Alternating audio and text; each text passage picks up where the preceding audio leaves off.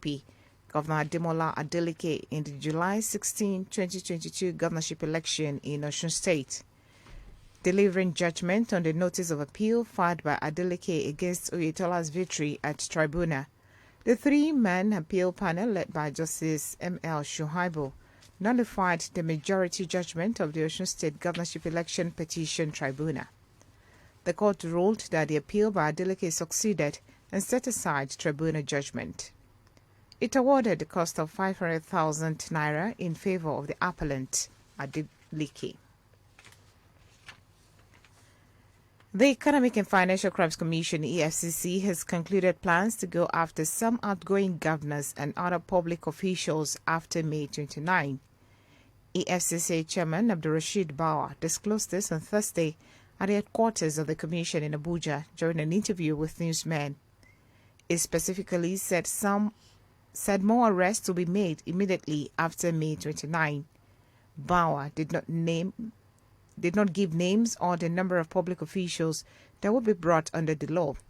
However, reports say governors are among public officials that enjoy immunity and therefore could not be arrested or tried while in office. Besides targeting those to be picked at the end of this administration, Bawa also disclosed that at least 2 ministries are currently under the radar of the Commission for fraudulent activities that border on procurement processes. According to him, one of the ministries committed fraud on about 20 contracts to the tune of 4 billion naira. Also reacting to a question on the agitations of some civil society organizations calling for a sack, Bawa said the Commission will not be intimidated by the actions.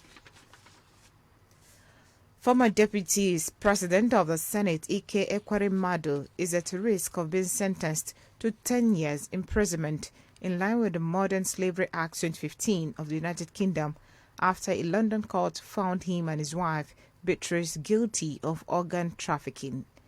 Following the guilty verdict by Mr. Justice Johnson, Ekweremadu and his wife were remanded in custody and await sentencing on May 5. The couple faced the accusations alongside the medical doctor Obinna Obeta and their daughter Sonia, who was cleared of charges after the jury deliberated for nearly 14 hours. The Ekweremadus were arrested and had been in the custody of the UK authorities after they received complaint from a young man about the alleged plans to harvest his organ. The UK Modern Slavery Act 2015 frowns on human trafficking, under which organ harvesting falls. The federal government says small arms are slowly becoming weapons of mass destruction as their proliferation has caused tremendous harm to communities and individuals, especially women and children. The Secretary to the Government of the Federation, Boss Mustafa, said this at a 2-day multilateral meeting with stakeholders of the Lake Chad Basin region in Abuja on Thursday. Representatives of the 3 other countries of Lake Chad Basin region, including Cameroon, Niger, and Chad, attended the meeting. Mustafa said the proliferation of small arms in the Lake Chad Basin is a major security concern that has far-reaching consequences for the region. He said it has contributed to the escalation of conflict and violence and has impeded the economic and social development of the countries in the region. Medical experts specializing in the treatment of respiratory conditions have expressed mixed reactions to the effort and commitment of the federal government in ending tuberculosis in Nigeria. In separate interviews, the pulmonologists disagreed on the strategy of the federal government to eradicate tuberculosis in the country. While one of the experts said the federal government should be commended for the Stop Tuberculosis program, others expressed reservations about the sincerity of the government in the implementation of the eradication program. The experts were speaking with newsmen in commemoration of the 2023 World Tuberculosis Day themed End TB. The World Health Organization Day for TB is celebrated on March 24 annually to build public awareness about the global epidemic of tuberculosis and efforts to eliminate the disease. You're listening to the News at 3 on 88.9 FM Makore, transmitting from Ilaramoki. After the break, Super Eagles host Guinea-Bissau in Nations Cup qualifier. Please stay with us. We'll be right back. Warm greetings from Achievers University, Owo, a private university with distinction. Platforms at Araba FM TV on YouTube, Araba 88.9 FM on Facebook, Instagram, and Twitter, with an audience of over 60,000 people across all our social media platforms and a reach of over 315,000 overall. Call these numbers today to push your market before that audience. Kadzim on 080 3041444 or Hazan on 080 650 77920 or Feyi on 0814 138 8719 or Temi on 080 66 766 944. You can place your business and brand adverts on Adaba 88.9 FM online platforms, at Adaba FM TV on YouTube, Adaba 88.9 FM on Facebook, Instagram, and Twitter, with an audience of over 60. Adaba 88.9 FM.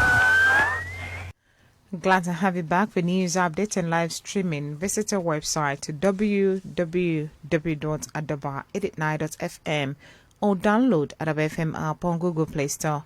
You can be part of us on our social media platforms www.facebook.com/Adaba FM 889 on Facebook, at Adaba 889 FM on Instagram, and Adaba FM TV on YouTube. You can provide us information via email newsroom@adaba889.fm. Now to the rest of the bulletin. Spokesman of the Tinubu-Shettima campaign, Festus Keyamo, has petitioned the Department of State Services over the reckless statement being made by Peter Obi and his running mate, Dati Baba Ahmed. In a petition sent to the secret police, Keyamo asked the agency to rein in the two politicians who he said have been hopping from one media house to the other, allegedly making comment and claims about the declaration of the president-elect by the Independent National Electoral Commission. The petition refers to the comments made on March 22, 2023 by Dati Baba Ahmed, wherein he threatened that if the president-elect is sworn in on May 29, 2023, it would signal the end of democracy. And so they are setting up a scene for rebellion, and they are setting up a scene to blackmail the judiciary.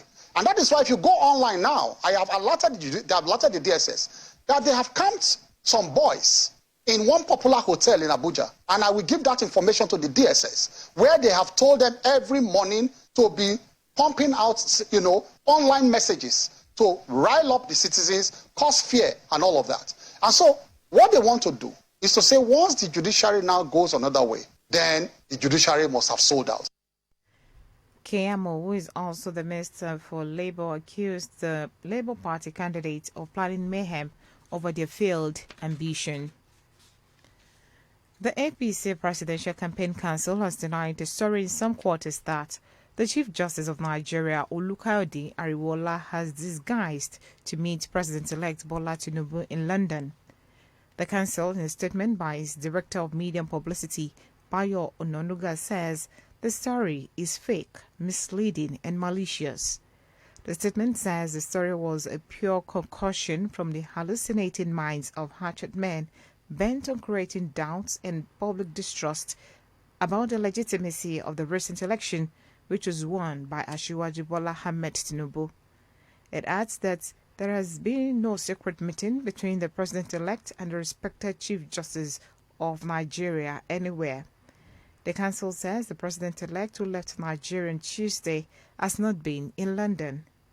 It says he is right now in France to have a deserved rest after a hectic campaign that began in January 2022. The statement says he will go on to London thereafter before proceeding to Mecca for the Lesser Hajj. It adds that as we prepare for inauguration on 29 May 2023, Nigerians should expect more false news from a section of the Nigerian media on the peril of the opposition. Barnicot Unit School has held its first inter-house sports competition in the school premises at Agagu Road in Akure. Chairman of the occasion, Chief Jide Owolabi, tasked parents to encourage the children to participate in sporting activities from the tender age. It's part of the school curriculum. If we look at every one of us today, generally sporting is now a career. Please, the students may not understand now, but please continue to encourage them. Physically, it stimulates the brain and mental alertness. Apart from that, it's a fun, it's an opportunity to know people. Today, George Weah started as a kid footballer. He rose to international footballer. From there, he became the president of his country. So there is no limit. In as much as they face the academic work, they also have opportunities available in the sporting arena. School proprietor Olumuyiwa Jegede said Barnicot Unique Crèche, Nursery and Primary School has been in existence for the past 5 years. Commended parents for entrusting them with their children.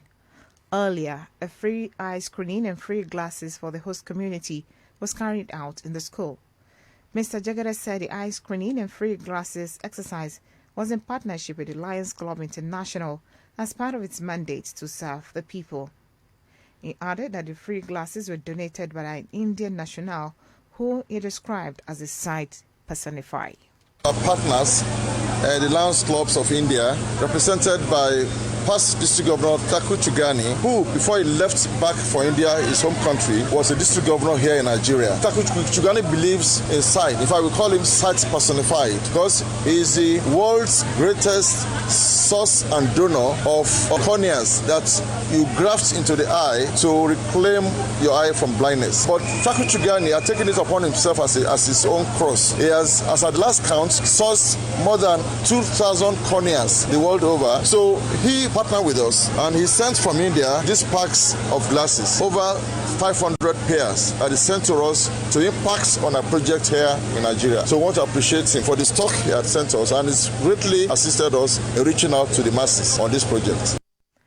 Beneficiaries applauded the Lions Club in partnership with Barnicot Unit School for the privilege to enjoy a good sight.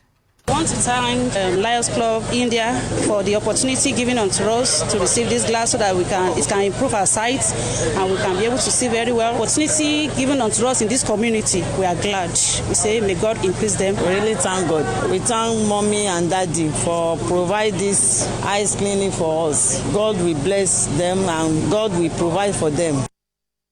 Some of the pupils expressed their thoughts on the maiden inter-house sport competition.